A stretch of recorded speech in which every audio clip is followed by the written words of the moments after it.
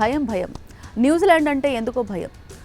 ICC టోర్నమెంట్స్లో ఆస్ట్రేలియాను కూడా మట్టి కరిపించిన ఘనత ఇండియాకు ఉంది, కానీ కివీస్పై మాత్రం ఆ స్థాయి సీన్ లేదు. ఐసీసీ ఛాంపియన్స్ ట్రోఫీ 2025 ఫైనల్ పోరుపైన ఇప్పుడు యావత్ క్రికెట్ ప్రపంచం దృష్టి పడింది. మార్చి 9న దుబాయ్ ఇంటర్నేషనల్ స్టేడియంలో జరుగుతున్న ఈ హై వోల్టేజ్ మ్యాచ్లో విజేత ఎవరవుతారన్న దానిపై తీవ్ర ఉత్కంఠ నెలకొంది. ఈ టోర్నమెంట్లో ఇప్పటి వరకు అజేయంగా దూసుకుపోతున్న టీమిండియా కివీస్ను లీగ్ దశలో ఓడించినప్పటికీ ఐసీసీ ఫైనల్స్లో న్యూజిలాండ్పై మన రికార్డు అంతంత మాత్రమే ఉండటం టెన్షన్ పెడుతోంది. భారత జట్టు ఐసీసీ ఫైనల్స్లో న్యూజిలాండ్పై అంతగా ప్రభావం చూపలేకపోవడం సమస్యగానే మారింది.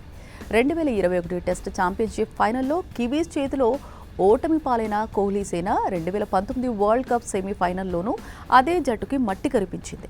మరీ ముఖ్యంగా ఐసీసీ T20 వరల్డ్ కప్లో భారత్ ఒక్కసారి కూడా న్యూజిలాండ్ను ఓడించలేకపోవడం ఒక చేదు నిజమని చెప్పాలి. అటు ఇదే ఛాంపియన్స్ ట్రోఫీని 2000 సంవత్సరంలో కివీస్ గెలిచింది, అది కూడా ఇండియాపైనే. న్యూజిలాండ్ ఇప్పటి వరకు ఐసీసీ టోర్నమెంట్స్లో 6 సార్లు ఫైనల్స్కు వెళ్ళింది, 2 సార్లు గెలిచింది. ఈ 2 కూడా ఇండియాపైనే.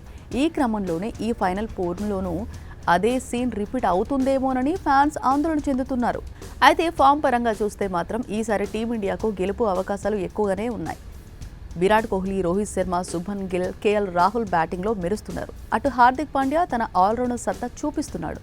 బౌలింగ్ విభాగంలో వరుణ్ చక్రవర్తి మిస్ట్రీ టీమిండియాకు అదనపు బలం. ఇక స్పిన్నర్గా అక్షర్ పటేల్, రవీంద్ర జడేజా లాంటి స్పిన్ ఆల్రౌండర్ల బలంతో భారత్ రాణిస్తోంది. ఈ ముగ్గురు కలిసి అద్దరగొడితే న్యూజిలాండ్కు దడ పుట్టడం ఖాయం. మొత్తంగా చూస్తే భారత జట్టు సమష్టిగా రాణిస్తే న్యూజిలాండ్పై గెలుపు సాధ్యమే. కానీ గత రికార్డు చూస్తే భారత అభిమానులకు ఆ కివీస్ ఫియర్ అన్నది పోవటం లేదు. ఫైనల్ మ్యాచ్లో ప్రతి బంతి, ప్రతి ఓవర్, ప్రతి రన్ కీలకం. 50 ఓవర్ల ఫార్మేట్లో టీమిండియా ఐసీసీ కప్ గెలిచి 12 ఏళ్ళు అవుతోంది.